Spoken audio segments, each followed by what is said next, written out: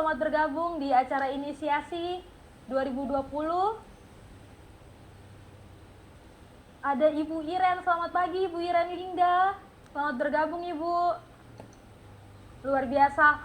Kami juga dari panitia sebenarnya ragu saat acara ini sudah mau mulai. Dari jam 7 kami sudah, aduh hujan, ini hujan deras, kalau jaringan nggak bagus gimana? Atau enggak, kalau yang lain masih ngantuk-ngantuk gimana? Nanti nggak ada yang masuk, tapi luar biasa. Peserta sekarang ada 125, walaupun tadi Ibu Elsie bilang sebenarnya lebih banyak dari ini. Tapi tidak mengurangi semangat kita untuk memeriahkan acara inisiasi 2020 walaupun secara online ya. Baik, terima kasih untuk Ibu Elsie. Selanjutnya kita akan melangkah ke acara selanjutnya, yaitu penyampaian materi singkat sistem akademik jurusan farmasi dari Ibu Ketua Jurusan. Dan sekali lagi boleh kami informasikan untuk audionya mohon di off-kan ya agar tidak mengganggu pada saat penyampaian materi. Boleh juga siapin ballpoint sama bukunya. Pasti akan ada hal penting yang harus dicatat mengenai materi singkat dari Ibu Elsie. Kepada Ibu Elsie Gunawan kami persilahkan. Ya, terima kasih buat adik moderator. Jadi saya memperkenalkan dulu ya dosen-dosen hebat dari Prodi Farmasi. Jadi di sini sudah hadir Ibu Eva, boleh dibuka videonya Ibu Eva. Ibu Eva Simare-Mare. Beliau ini adalah dosen kimia. Jadi spesial kimia ya. Kimia dasar, kimia organik, kimia kuali, kuanti. Ya, nanti Ibu Eva yang akan mengajar kalian nantinya ya. Kemudian ada Pak Septri. Pak Septri sudah dibuka videonya. Oke, ada Pak Septrianto. Sabar. Siap, Mbak. Oke. Ada Pak Septrianto, beliau ini sedang melaksanakan S3. Halo, sehat ya Pak? Sedang melaksanakan S3 di ITB sejak tahun 2020 kemarin ya. Kita berdoa semoga S3-nya lancar sehingga beliau cepat kembali untuk mengajar ke anak-anak farmasi ya. Beliau ini spesialisasi bidang tanaman obat, jadi farmakognosi, kemudian bahan alam Papua itu beliau spesialisasinya ya. Kemudian ada Ibu Nur Fadilah. Mana Ibu Nur? Iya Ibu. Ada Ibu Nur Fadilah. Ibu Nur Fadilah adalah dosen baru ya di farmasi penerimaan 2019 ya Bu Nur, betul ya? Iya betul. Ya, jadi beliau dari Unhas, beliau dosen yang luar biasa ya. Dari Unhas datang ke Uncen untuk ngajar ya.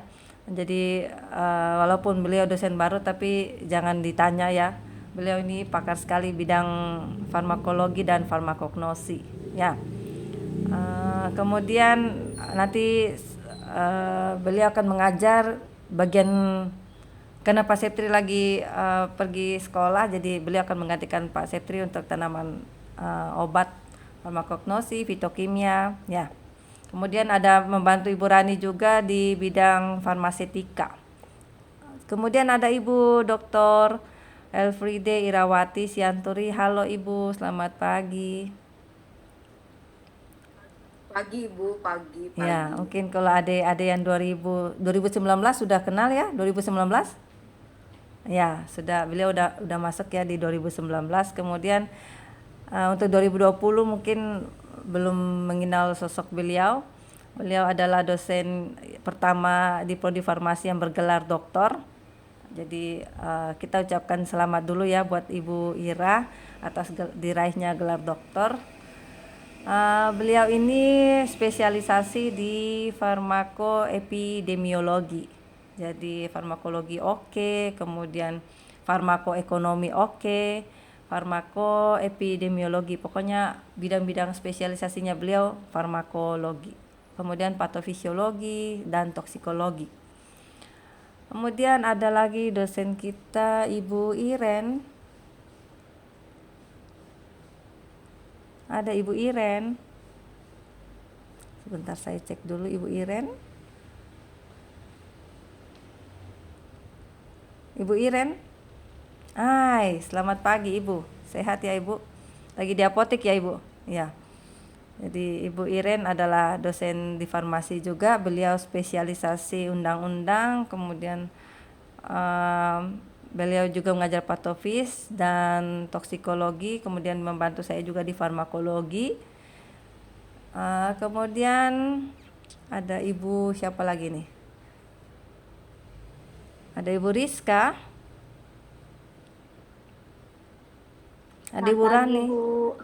Ibu Rizka ada di apotek. Selamat pagi Ibu Rizka. Jadi saya mau panggil Ibu, saya bingung panggil Kakak aja ya. Jadi Kakak Rizka ini adalah alumni ya angkatan 2012 dari Universitas Cendrawasih, prodi farmasi Uncen ya. Jadi alumni 2012, kemudian membantu kami di prodi farmasi untuk mengajar karena memang kekurangan tenaga sekali ya di farmasi. Jadi kami meminta untuk alumni-alumni membantu di prodi farmasi. Walaupun gajinya sedikit ya Kakak Rizka, jadi dia membantu dari hati, jadi tidak dilihat gajinya ya. Jadi buat adik-adik kalau misalnya sudah selesai dari farmasi mau melanjutkan apoteker S2 silahkan ya. Kemudian mau jadi dosen di farmasi boleh, karena kami rencana ke depan akan membuka prodi apoteker di prodi farmasi di Uncen maksudnya ya. Jadi nanti kalau lancar ke depan kita punya gedung sudah ada, kita sudah bisa membuka prodi profesi sendiri ya. Jadi Ibu harap adik-adik alumni bisa lanjut S2 supaya bisa balik dan mengajar di prodi farmasi. Kakak Rizka ini membantu Ibu Rani juga di farmasetika, ilmu resep, kemudian membantu saya juga di farmakoterapi. Kemudian ada Ibu Krisna. Ibu Krisna ada. Ibu Krisna belum hadir. Ibu Rusnaini ada. Ibu Rusnaini belum hadir. Ibu Rani.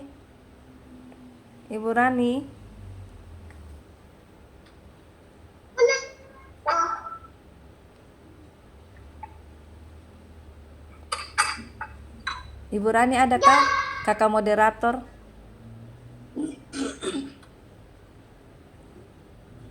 Ibu Rani belum hadir. Oke, ada Ibu Rani juga.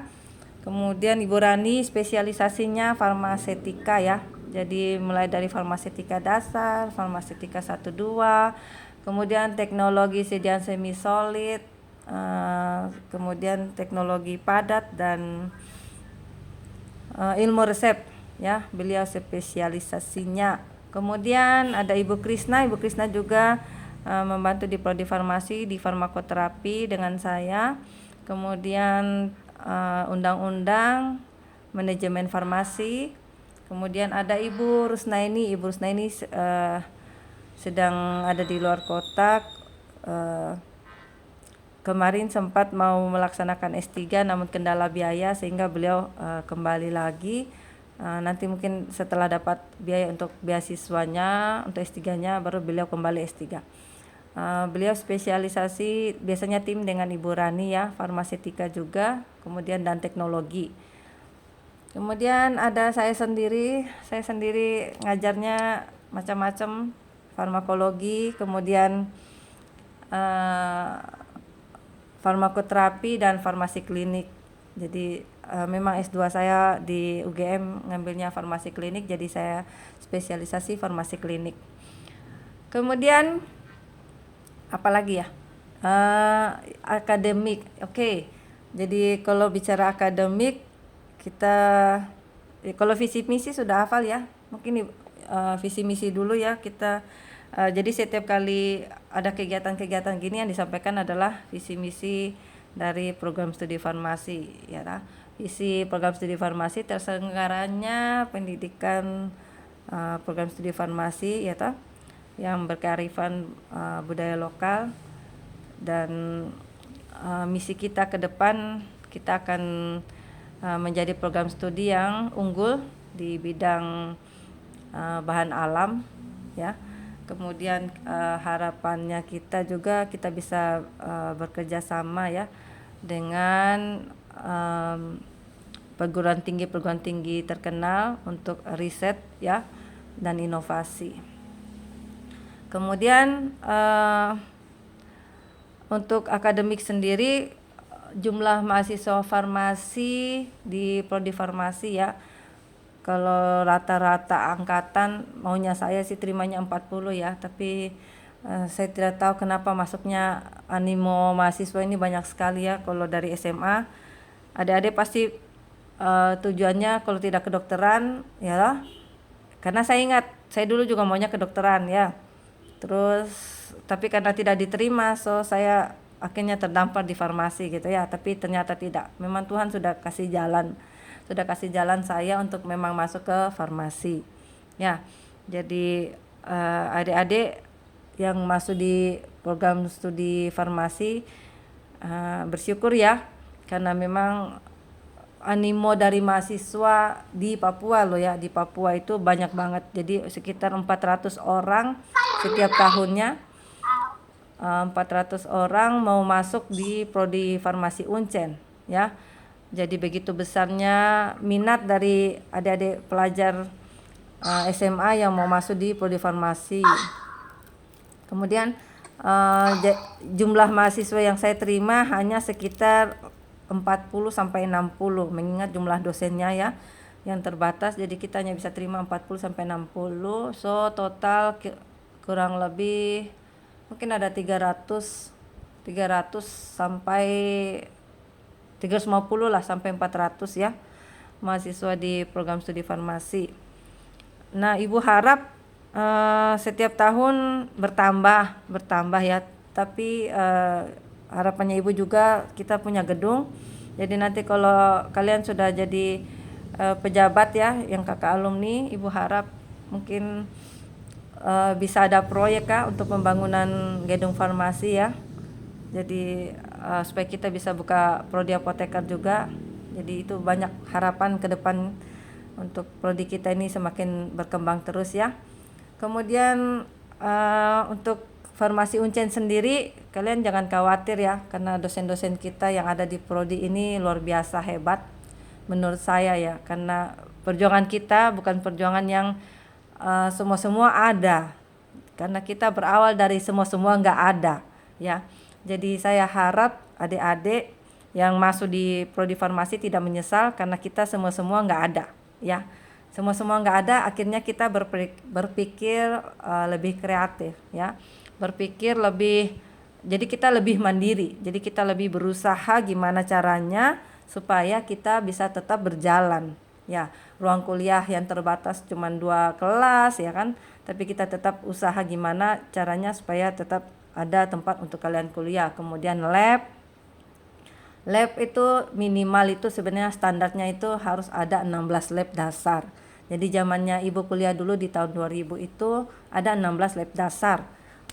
Lab dasarnya di farmasi itu ada 4 ya, nanti terbagi 4. Jadi bahan alam, kemudian ada lab farmakologi, kemudian ada lab farmakokinetik, lab teknologi, lab kimia, kemudian ada lab faal, kemudian ada lab macam-macam. Jadi sekitar 16 lab dasar ya, lab mikro. Nah, karena kita masih bergabung dengan FMIPA, maka kita bisa join atau sharing dengan fakultas MIPA, terutama lab kimia dan lab biologinya ya.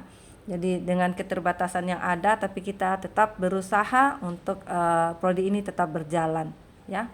Jadi Ibu harap kalian tidak berkecil hati dengan kekurangan yang ada, namun berusahalah dengan kekurangan kita yang ada itu untuk mencapai sesuatu yang lebih besar. Justru dari kekurangan yang ada itu kita lebih berpikir kreatif untuk meningkatkan diri kita lebih maju ya. Kemudian untuk mahasiswa dari awal saya sudah bilang masuk farmasi kan susah ya. Dari 400 orang yang saya terima hanya 40 sampai 60 sejak saya jadi kaprodi ya. Saya batasi 40 sampai 60. So buat kalian yang sudah masuk jangan disia-siakan. Jangan pernah menyesal ya bahwa kalian sudah masuk di prodi farmasi karena lapangan pekerjaan sangat banyak. Oke. Ibu harap kalian bisa belajar. Nanti kalian sharing ya dengan kakak-kakak tingkat mungkin yang sudah pernah mengalami naik turunnya IPK ya. IPK-nya dari semester 1 4 turun tinggal 2,5 gitu ya. Naik sampai ke atas sudah tinggal 2,5. Makanya dari awal tuh mesti di-push untuk tetap 4 turun-turun nanti 3,9 gitu ya. Jadi akademik sangat penting tapi non akademik juga penting ya. Jadi kalian belajar. Kalau kalian masih belajar hanya 2 jam ya jangan harap nanti IPK-nya 4,00 ya ta. Kalau kalian belajarnya sudah jungkir balik tidur cuma 2 jam 3 jam nah ibu yakin tuh nanti IPK-nya bisa 4,01 ya gitu. Jadi jangan protes ke dosen, ke bapak ibu dosen kalau kalian punya IPK di bawah 2 kalau belajarnya sudah dekat-dekat UAS ya ta. Belajarnya tinggal besok ujian farmakologi misalnya ta. Terus malam ini baca gitu ya obat-obat hipertensi, obat-obat kolesterol ya ta. Obat hiperlipidemia. Nah itu nggak akan lulus itu karena obatnya banyak ya ta. Belum lagi Ibu Elsie tanya golongan-golongan obatnya. Itu masih satu mata kuliah dari Ibu Elsie ya. Belum lagi kalau satu hari ujian 2 dengan farmakognosi ya toh. Belum lagi Ibu Nur tanya nama-nama latinnya tanaman-tanaman obat ya toh. Nanti salah-salah lagi tulisnya ya kurang-kurang huruf. Kalau kurang huruf 1A, kurang 1E ya nilainya 0. Karena dulu saya ingat persis saya punya nilai kurang 1 huruf ya, bukan kata lagi tapi 1 huruf aja kurang A atau kurang E itu nilainya 0. Benar-benar 0 dan salah. Lupa garis bawah pun sudah namanya bagus ya. Curcuma santiorisa sudah benar, kurang garis bawahnya itu salah juga. Garis bawahnya nyambung juga salah juga. Jadi benar-benar penulisan itu diperhatikan ya. Jadi kalau kalian dapat nilai jelek itu bukan karena kami dosen pelit nilai, tapi memang itu apa adanya nilai yang kami berikan. Ya, kami tidak mau meng-up nilai karena memang itu kami membohongi diri sendiri namanya ya. Jadi mungkin nanti bisa sharing dengan kakak tingkat betapa kejamnya kami dulu waktu pertama kali mahasiswa 2011, 12, 13 itu ya. Nilai benar-benar apa adanya, dapat E ya dapat E gitu ya. Karena itu memang nilai apa adanya. Kami tidak pernah membenci mahasiswa. Ya, kami selalu memberikan yang terbaik buat mahasiswa semaksimal yang kami bisa. Jadi dosen-dosen dari prodi farmasi ini sudah bekerja sangat luar biasa untuk kalian para mahasiswa. Jadi tidak ada dosen di luar farmasi ini yang cinta sama mahasiswa farmasi selain dosen-dosen yang ada di prodi farmasi. Jadi Ibu harap kalian belajar dengan baik. Kemudian attitude. Jadi yang kemarin yang Ibu sampaikan di grup WA ya. Jadi selain kalian punya akademik yang bagus, kalian juga harus punya attitude yang baik ya. Jadi namanya EQ ya, EQ. Jadi soft skill itu sangat diharapkan. Jadi kalian ini kita ajang di perguruan tinggi ini ajang untuk membimbing kalian ketika nanti kalian akan bekerja. Nah, kalau kalian punya soft skill yang seperti itu, ya ta, dosen mengajar ada yang tidak pakai baju, ya ta, kemudian rambut masih semerawut, ya ta, kemudian karena kita kuliah online, kalau misalnya kuliahnya offline ke kampus, kalau kalian datang dengan daster gitu, saya suruh pulang ya. Pernah ada yang datang dengan sandal pun saya tanya kenapa pakai sandal, ya kan? Ini dunia kampus kok datang pakai sandal, ya ta. Apalagi kuliahnya online dari rumah, ya ta. Sambil tidur-tiduran lagi. Baru yang ngajar dosen di luar farmasi lagi. Aduh, Ibu sampai syok langsung gitu ya. Jadi kalau kalian sambil kuliah, kalau kalian mau melakukan aktivitas yang lain nanti setelah kalian selesai kuliah ya, kalau kalian mau ke toilet ya ditutup dulu videonya sebentar, kalian ke toilet baru balik dibuka lagi videonya. Jangan sambil tidur-tiduran tapi tetap di on kameranya. Wah, gawat ya. gitu. Itu attitude yang sangat tidak bagus. Masa nanti kalian kalau kerja di kantor ya toh, kan kita pendidikan tinggi, jadi kita sudah membimbing kalian untuk nanti di dunia kerja harus seperti apa. Nanti kalau di kantor kalian tiduran gitu ya di meja gitu, terus diliatin bos gitu, kan nggak bagus kan attitude-nya. Nanti dikiranya kalian malas, padahal memang kalian sudah lembur dari malam ya toh, tidak pulang ya toh, lembur di kantor, kerja dari malam untuk presentasi hari ini misalnya gitu kan. Tapi kan kelihatannya bos, ini anak kok tidur di kantor gitu, malas-malesan. Nah itu kan nggak bagus. Nah kayak gitu, jadi attitude yang kayak gitu yang kita ajar saat ini gitu loh. Jadi kalian berpakaian, terus gimana kalian menghubungi dosen ya toh, untuk bimbingan KRS, bimbingan skripsi, bimbingan proposal. Nah itu ada jam-jamnya gitu. Jadi jangan jam 11 malam terus ditelepon ibunya, ibu saya mau ujian hari ini atau apa, kayak gitu kan nggak bagus ya gitu. Jadi dunia akademik ini sebenarnya lebih simpel sih menurut saya, karena kalian dianggap sudah dewasa. Jadi kita ini pembelajaran orang dewasa, kalian dianggap dewasa karena sudah lebih dari 17 tahun kan. Jadi kita berbicara seperti orang dewasa. Jadi kalau kalian mau menyampaikan sesuatu ke ibu-ibu dosen, kalian tinggal sampaikan aja. Tapi lihat dulu jamnya 8 pagi sampai jam 5 sore ya. Kalau sudah jam 11 malam itu keterlaluan. Jam 9 malam sudah saatnya ibu-ibu dosen istirahat ya. Jadi kami kerja kan ada waktu buat keluarga juga ya tah. Dari jam 8 pagi sampai jam 5 sore itu buat kalian. Setelah itu kan kami waktunya buat keluarga masing-masing gitu ya. Jadi tolong kalau hubungi ibu-ibu dosen di jam kerja, jam 8 pagi sampai jam 5 sore. Kalau kalian lebih dari jam itu, maka kalau ibu dosen tidak membalas, maka jangan salahkan ibu dosennya ya tah, karena memang sudah jamnya untuk istirahat. Kecuali ibu dosennya bilang, oh ya ayo kita bimbingan skripsi karena baru ada waktu saat ini misalnya ya tah. Jadi kalian lihatlah jamnya, jangan sampai menghubungi dosen di jam yang tidak sesuai. Kemudian gimana cara berbicara dengan dosen juga diperhatikan ya toh, jangan dianggap seperti teman. Jadi kita ini bukan teman kalian, kita ini adalah bapak ibu dosen ya toh. Kita harus saling menghargai ya.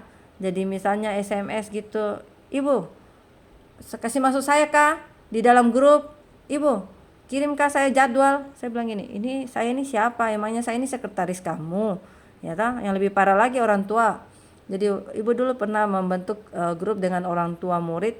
Ibu harapnya dengan ada grup itu ibu bisa sharing tentang apa sih yang kita lakukan saat ini. Sekarang sedang UTS atau sekarang sedang ada jadwal apa, kegiatan apa. Nah seperti itu. Tapi ternyata di dalam grup itu malah ibu dijadikan satpam ya.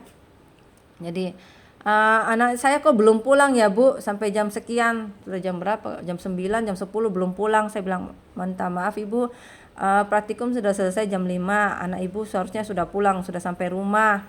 Nah mahasiswa itu sudah saya sampaikan, kalau kalian pergi dengan teman, tolong infokan ke orang tua kalian, ma saya pulang jam sekian ya, jam 9 karena saya ada di rumahnya si A, si B, si C gitu. Terus kalian juga harus kasih nomor nomor HP-nya teman kalian ke orang tua kalian. Jadi ketika kalian ada tidak bersama dengan teman, kalian ada kemana, kan orang tua khawatir ya. Jadi orang tua mungkin bisa menghubungi teman kalian itu, menanyakan kalian ada di mana gitu. Jadi saya dijadikan satpam. Jadi saya ditanya, bahkan pernah jam 11 malam saya ditelepon, anaknya belum nyampe rumah.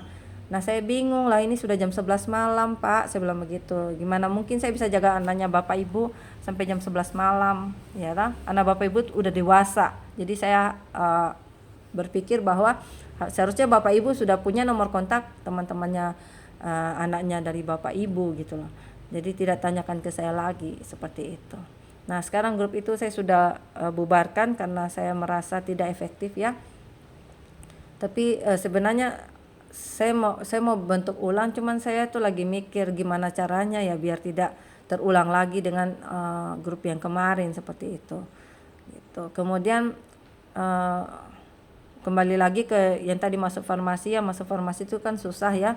Belajar kalau ekonomi gitu sambil jalan di mall gitu masih bisa ya, tapi kalau farmasi harus belajar, benar-benar harus belajar dari awal. Itu belajar tuh yang istilahnya kalau saya bilang kepala di bawah kaki di atas. Itu berarti belajarnya jungkir balik ya. Belajarnya bukan yang hanya baca terus selesai ya udah gitu. Enggak, itu benar-benar harus belajar, belajar dan belajar. Ya, jadi jangan harap IPK 3 kalau hanya belajar 1-2 jam, itu enggak akan mungkin ya. Itu impossible gitu. Jadi kalau kalian berharap untuk dapat IPK bagus ya berjuanglah, jangan mengemis nilai. Ya, jadi saya selalu dapat laporan dari dosen-dosen di luar farmasi bahwa anak farmasi Bu ini gimana Bu anaknya minta nilai nih. Saya bilang gini, wah gimana caranya gitu minta nilai. Ya kalian tidak ikut UTS, tidak ikut UAS, ya wajar toh ibu dosennya kasih E. Benar nggak? Lah kan kalau di sistem siakat itu kan kalau misalnya tidak ada ikut nilai UTS atau UAS nilainya 0, maka salah satu aja tidak ikut UTS atau UAS maka nilainya tuh pasti 0. Nah kalau 0 itu maka akan keluar di siakat itu jadi hurufnya tuh E gitu ya. Jadi ibu harap kalian jangan pernah mengemis nilai. Sadar diri kalau memang kalian tidak ikut ujian, tidak ikut UTS, UAS kan kami selalu ingatkan kan di dalam grup ya. Jadi perhatikan di dalam grup besar bagi mahasiswa yang belum mengikuti UTS maupun UAS harap menghubungi Bapak Ibu dosen untuk mengikuti UTS UAS sebelum nilainya dimasukkan ke portal ya. Jadi biasanya kami ibu-ibu dosen yang di farmasi itu sangat bermurah hati ya, menunggu dulu mahasiswa untuk datang SMS atau WA gitu ya untuk ibu saya mau ujian atau apa, saya belum UTS atau saya belum UAS sebelum nilainya dimasukkan ke portal gitu. Jadi sudah banyak kesempatan yang ibu-ibu dosen itu berikan buat mahasiswa. Jadi ibu harap kalian jangan menyalahgunakan kesempatan yang ada gitu ya.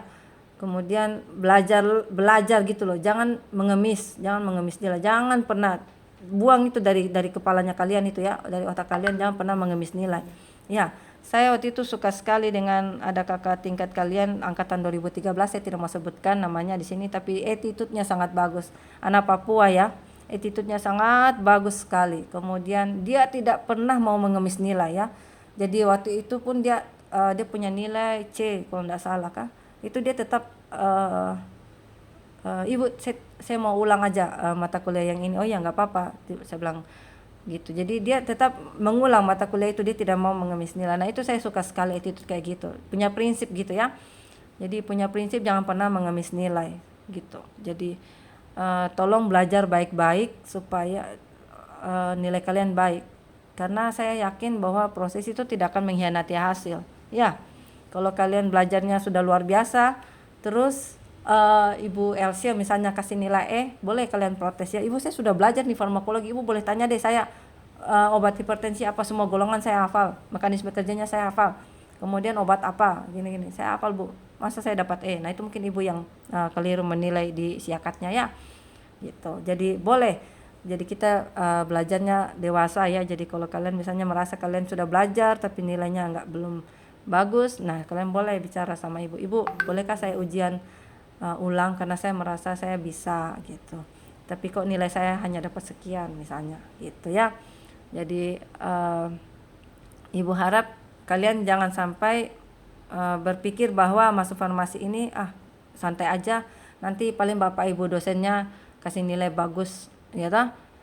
Dulu kami berpikir bahwa oh ya kehadiran aja udah cukup ya, udah rajin aja udahlah dapat C gitu ya.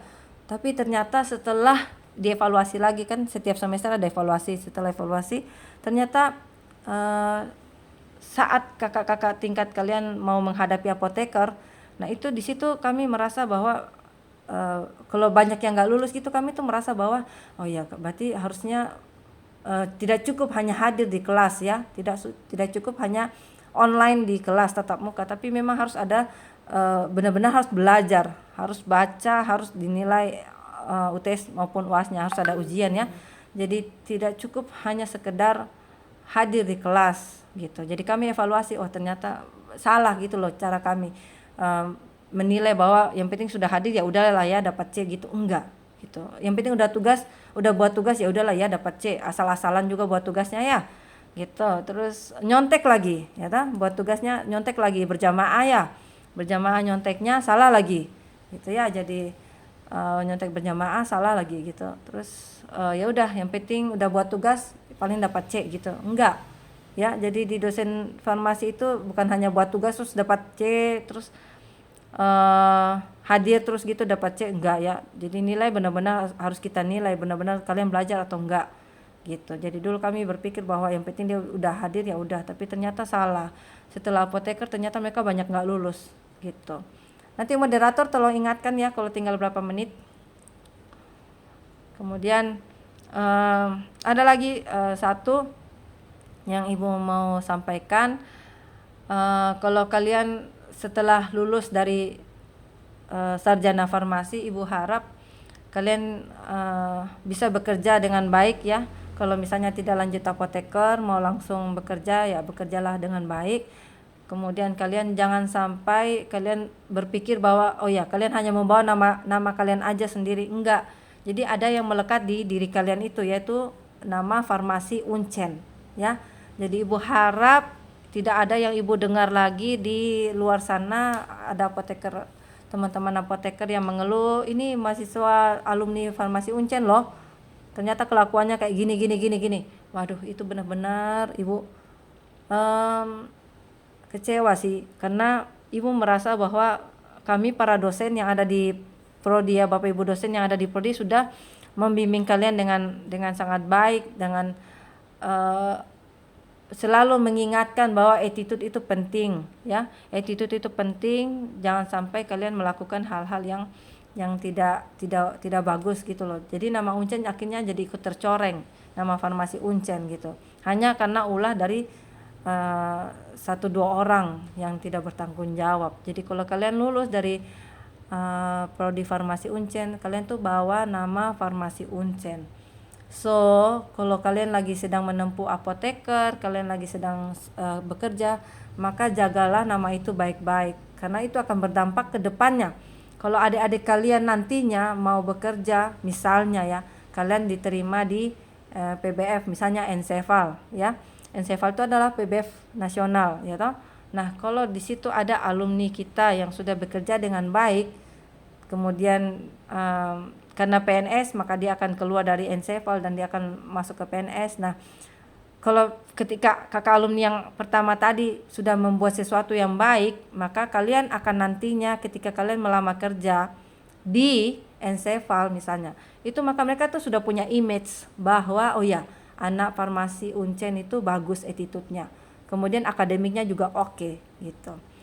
Tapi kalau nanti kalian sudah membuat image yang tidak bagus, misalnya kalian sudah bikin ulah, misalnya kalian entahlah bikin ulah apa, saya tidak tahu, kemudian itu akan jadi image juga bahwa prodi tidak bagus nih anak-anak farmasi Uncen nih, attitude-nya nggak bagus nih, kita jangan terima lagi kalau nanti ada yang melamar masuk dari Uncen, farmasi Uncen. Nah kayak gitu kan jadinya nggak bagus, padahal nanti adik-adiknya siapa tahu tidak seperti itu gitu. Jadi ibu harap kalau kalian sudah lulus dari farmasi Uncen, kita harus tetap kontak.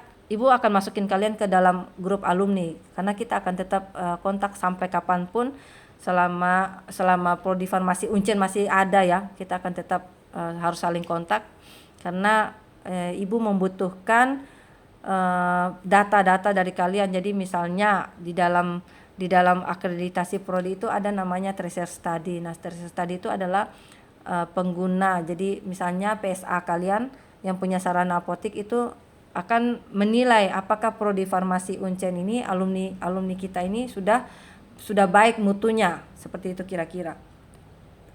Mereka akan menilai lewat tracer study. Nah, gimana caranya kami menyampaikan tracer study itu kalau tidak lewat alumni ya? Jadi alumni yang sudah bekerja di tempat dimanapun itu sangat dibutuhkan kerjasamanya, karena tahun 2022 ini sudah 2021 ya, 2022 tahun depan kita akan akreditasi ulang ya. Jadi mungkin kakak Axel nanti bisa sharing gimana kemarin bekerja kerasnya mereka itu untuk kita akreditasi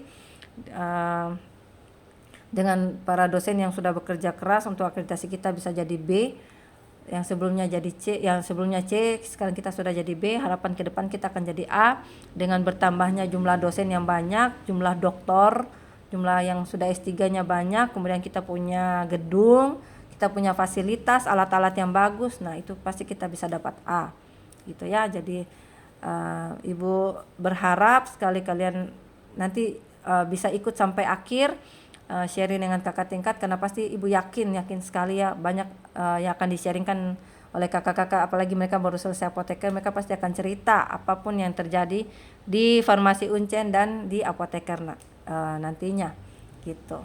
Jadi ibu harap kalian mengikuti sampai selesai. Mungkin itu aja dari ibu. Kurang lebihnya ibu mohon maaf. Terima kasih. Ibu kembalikan ke moderator.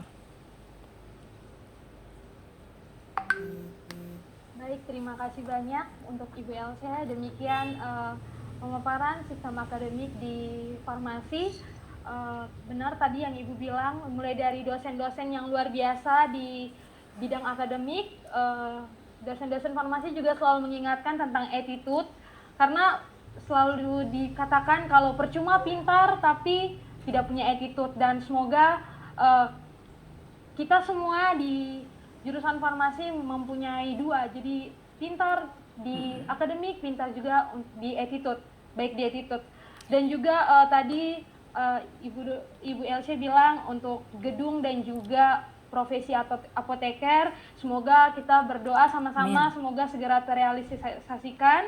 Ya, amin. Dan untuk farmasi, apa yang Ibu bilang benar, bukan hal yang mudah, belajar harus jungkir balik, karena kami juga, saya pribadi baru di semester 4 tapi sudah merasa aduh berat, sulit, tapi yakin kalau kita mau pasti bisa. Baik, selanjutnya kami buka sesi pertanyaan nih. Kita mau dengar suaranya adik-adik 2020, mungkin ada yang mau ditanyakan kepada Ibu atau hal apa yang mau disampaikan, boleh kita dengar suaranya adik-adik 2020 dulu mumpung masih ada kesempatan. Kami buka sesi pertanyaan, silakan boleh raise hands-nya atau boleh nyalakan audionya untuk bertanya.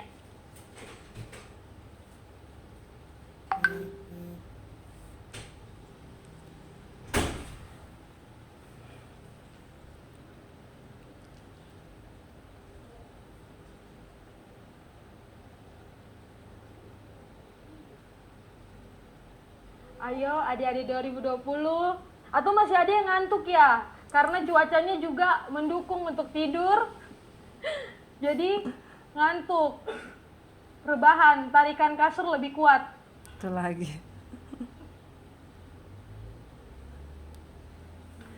Nggak ada ya? Ayo kita mau dengar dulu nih suaranya adik-adik 2020. Ketua angkatan mana? Ketua angkatan Napita mana? Napita. Ayo adik Napita. Hadir Ibu. Ya, silakan Dek.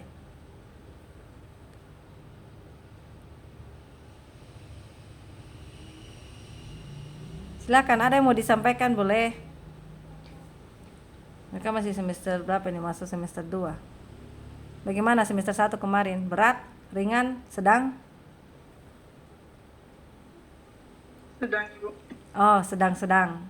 Sedikit berat, sedikit ringan ya?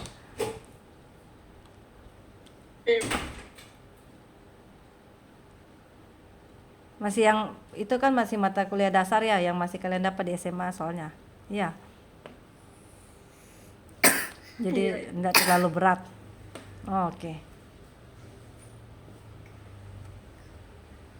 Masih belum terlalu berat katanya. Belum terlalu berat ya.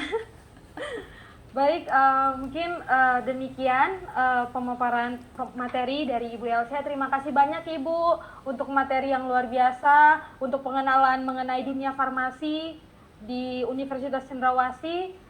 Semoga sehat-sehat selalu Ibu. Kami ucapkan terima kasih banyak. Amin, makasih. Baik, sebelum kita melangkah ke acara selanjutnya, di kolom chat ada link absen. Untuk para peserta boleh mengisi link absen. Kami dari panitia menyiapkan 2 absen di awal dan di akhir.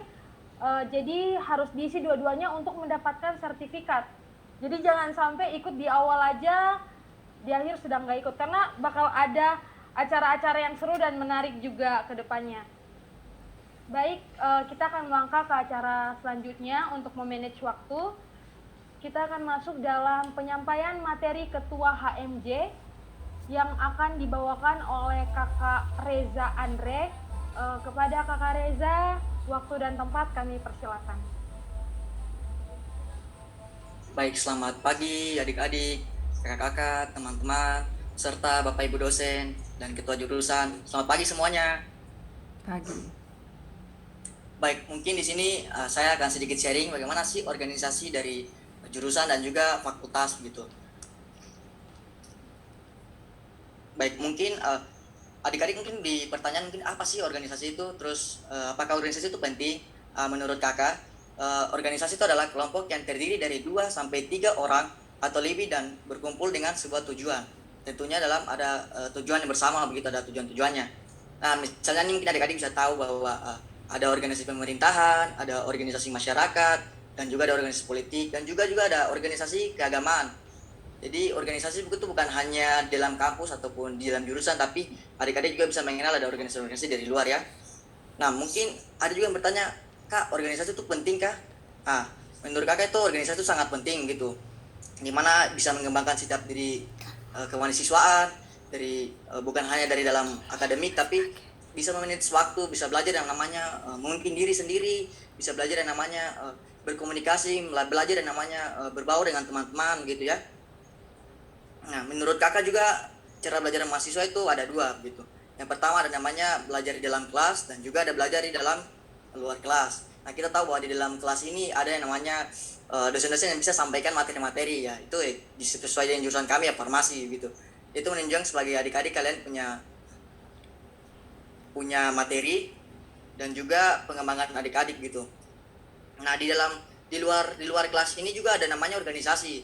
Nah, adik-adik bisa tahu bahwa di dalam fakultas terutama jurusan ada yang namanya organisasi BM, DPMF dan HMJ begitu ya.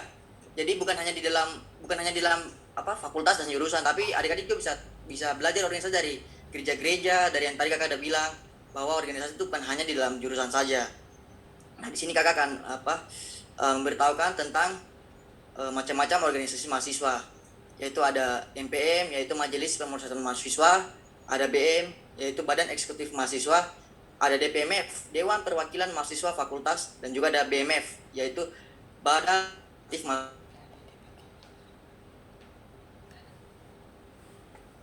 dan DPMF yaitu Himpunan Mahasiswa Jurusan. Nah, organisasi dan mungkin adik-adik juga bisa tahu bahwa organisasi di luar juga ada yang namanya HMKI, PMKRI, GMKI, Gemini dan lain-lain. Nah, himpunan mahasiswa jurusan berkedudukan sebagai wadah kemahasiswaan yang merupakan kelengkapan jurusan. Jadi bukan hanya di dalam jurusan ini yang jurusan farmasi ini tidak lepas yang namanya juga organisasi, dan pengembangan teman-teman untuk adik-adik, kakak-kakak, serta adik-adik yang mau belajar yang namanya berorganisasi juga pun bisa ada di HMJ begitu. Tugas pokok HMJ adalah menyelenggarakan kegiatan ekstrakurikuler, konkurikuler bersifat penalaran sesuai dengan program studi jurusan. Nah, seperti tadi ekstrakurikuler, konkurikuler, adik-adik mungkin mau mengembangkan hobinya, mengembangkan akademiknya, bisa juga ada wadah yaitu kami HMJ.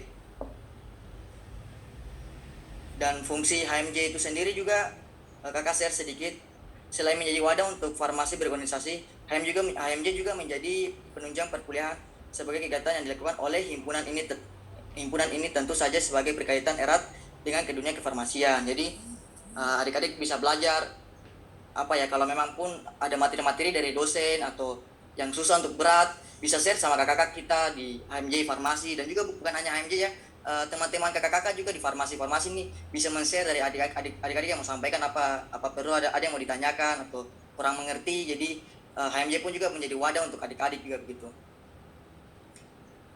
Nah, di sini kakak akan memperkenalkan struktur organisasi kakak, yaitu kakak sendiri selaku ketua HMJ kakak Reza Andre, dan di sini juga ada wakil ketua kakak Mary. Kakak Mary ada? Hadir. Selamat pagi adik-adik. Ada kakak Mary. Sekretaris ada kakak Kevin.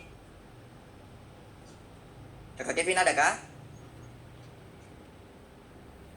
Ada juga bendahara kakak Mulyani Kaban. Halo, hadir. Nah, di sini juga ada divisi. Nah, kami juga ada divisi-divisi nih, ada divisi kerohanian, divisi pendidikan dan penalaran, ada divisi usaha dana, media dan publikasi, humas, protokoler dan niat dan bakat. Nah, di sini definisi divisi kerohanian itu ada Kakak Kurnianti Mendila. Kakak Kurnianti Mendila ada. Iya, hadir. Kakak Kurnianti Mendila. Ada pendidikan dan penalaran, ada Kakak Cahyuni Saputri.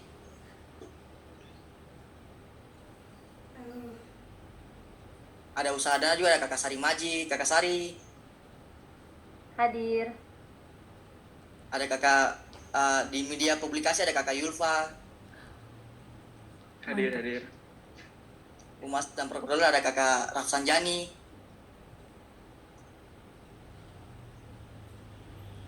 Dan minat bakat juga ada Kakak Diana Desti. Baik, mungkin saya Kakak bisa sharing. Mohon maaf kalau ada kata-kata yang salah kata atau ada yang Kakak belum sampaikan dan belum profesional. Mohon maaf sekali. Mungkin saya Kakak bisa sharing. Mungkin Kakak kembalikan kepada moderator. Baik, terima kasih untuk Kakak Andre. Baik, tidak perlu berlama-lama. Mungkin ada yang mau bertanya. Tadi ada Kakak Rafsan, ada Kakak Cahyuni, ada Kakak Kurnia. Yang adik-adik yang mau bertanya mengenai organisasi. Tadi dikatakan organisasi sangat penting ya. Boleh kasih pertanyaannya.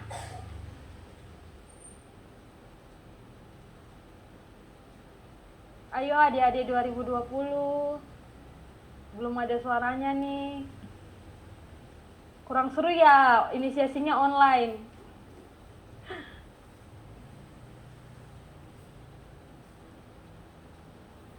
Gak ada yang mau bertanya.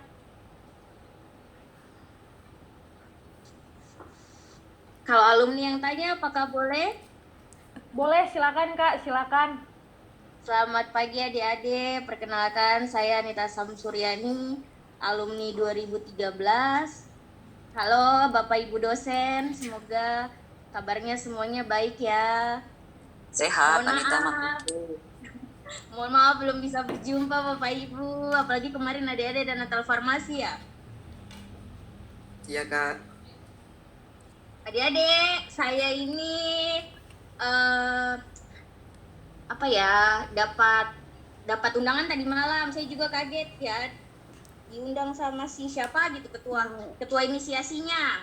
Terus saya bilang, oh ya sudah, saya berusaha untuk hadir untuk lihat adik-adik sama Bapak Ibu dosen karena udah lama tidak ketemu. Di sini saya cuma mau bertanya saja sih buat ketua HMJ. Mungkin setiap tahunnya itu apakah HMJ ini itu buat rapat kayak rapat-rapat tahunan begitu tidak? Kita buat, Kak. Jadi setiap itu ada namanya kita buat tracker rencana kerja HMJ sendiri, begitu kami buat. Mohon maaf buat, Kakak. Karena saya juga dulu kan organisasi nih. Waktu itu ketuanya masih, kalau zamannya saya itu ketuanya Kak Putra. Saya waktu itu jadi wakilnya beliau. Nah di zamannya beliau itu saya udah aktif banget. Jadi saya harap buat adik yang sekarang menjabat jadi HMJ, kegiatan-kegiatan yang dulu sudah pernah dibangun sama kakak alumninya itu ditingkatkan lagi. Terus paling tidak itu ada satu kegiatan yang memang setiap tahunnya itu ada yang berbeda begitu. Aduh mohon maaf ini asisten saya ada berdiri Bapak Ibu. Jadi itu satu masukan saya. Yang kedua itu mungkin dari HMJ itu buat seperti kakak-kakak tingkat yang misalnya pintar-pintar tuh, yang IPK-nya bagus-bagus, dijadiin tutor-tutor gitu. Jadi misalnya satu orang tuh punya pegangan adik-adiknya, maksudnya dalam artian kayak tanggung jawab gitu. Jadi satu orang misalnya megang 10 atau 15 orang. Jadi misalnya akhir-akhir minggu gitu ada pertanyaan-pertanyaan yang tidak dimengerti, jadi bisa bertanya ke kakak-kakak senior. Mungkin itu bisa sih masuk di ininya HMJ, komunikasi dengan kakak-kakak tingkat yang memang dirasa bisa membantu untuk proses pembelajaran farmasi. Karena begini adik-adik, sekarang jujur saja tes masuk jadi apoteker tuh susahnya luar biasa. Apalagi mengingat kita nih eksternal kan, anak-anak eksternal lah dibilangnya kalau di Jawa. Jadi betul-betul harus belajar. Belajarnya itu bukan pada saat mau ujian saja, tetapi kalau bisa setelah pulang kampus dibuka lagi, setelah pulang kampus dibaca lagi, karena tes apoteker itu sebenarnya materi-materi dasar yang berkelanjutan gitu. Terus apa ya? Organisasi saya sarankan untuk adik-adik ikut, karena saat nanti mau melamar pekerjaan itu akan ditanyakan pengalaman organisasi adik-adik itu apa. Jadi setidaknya adik-adik bisa memaparkan, oh saya dulu pernah misalnya jadi sekretaris, atau saya pernah di bagian seksi apa gitu. Karena itu salah satu nilai plus lah buat adik-adik untuk bisa cepat dapat kerjaan. Seperti itu aja sih untuk ketua HMJ. Kami kakak-kakak alumni kalau dihubungi pasti langsung fast respon. Baik, terima kasih.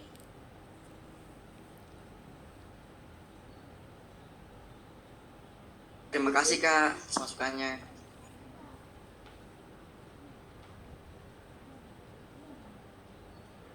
Baik, terima kasih untuk Kakak Anita, alumni dari Universitas Cendrawasih juga, dan selamat bergabung Kak.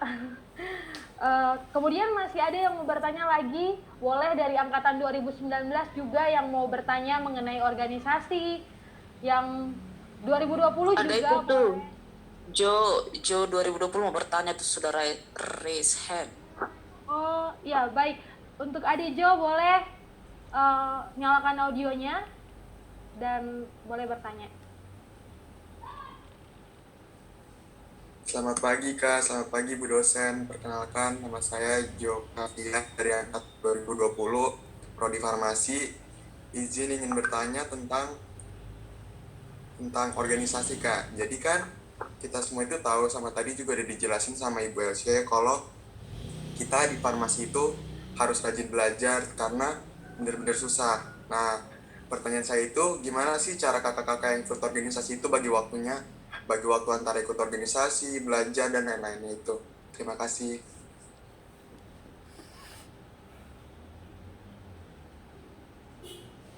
Baik, terima kasih adik atas pertanyaannya. Nah, kalau kakak secara pribadi bagi waktu itu ada pada kalian sendiri, dan terutama juga kakak sendiri begitu. Kakak kalau macam membagi waktu itu kakak biasa list-list, tulis-tulis kira-kira jadwalnya apa, perkuliahan apa. Ketika membagi waktu itu tidak salah dan tidak bertabrakan dengan mata kuliah atau tidak mengganggu adik punya akademisi begitu.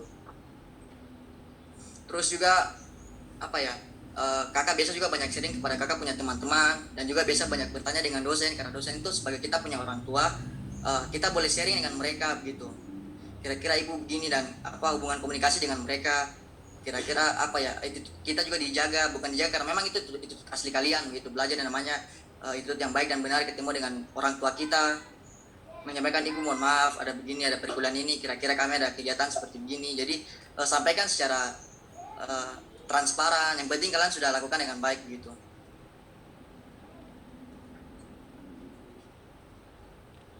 Mungkin itu saja yang kakak bisa jawab. Baik, bagaimana Adejo? Terima kasih Kak untuk jawabannya, jelas. Baik, terima kasih untuk pertanyaannya Adejo. Benar banget kalau ikut organisasi tuh harus pintar-pintar memanage waktu antara belajar sama ikut organisasi, karena itu pasti bukan hal yang mudah, apalagi untuk kita di dunia farmasi. Mungkin masih ada lagi yang mau bertanya, kami masih kasih kesempatan. Yang masih penasaran tentang organisasi di farmasi itu kayak gimana, boleh raise hands atau nyalakan audionya bertanya.